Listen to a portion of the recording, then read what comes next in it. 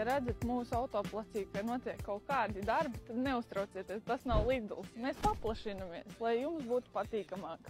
Paskatīsimies, kas jauns ir ienācis. Ar ko mēs varētu sākt? Busiņu vai kādam pastieties. Pavasars nāk, ir jābūt krāsainiem.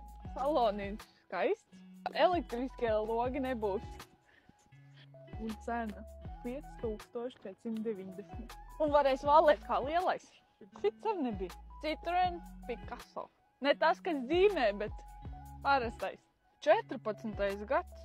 Ātrumos slēdzās tā kā ar pildspalka lapa zīmē. Lielais spidometrs.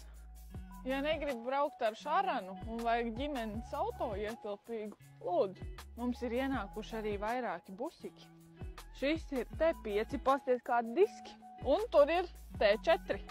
Nu, tas tāds bišķīt vecā gada gājumi var izvēlēties.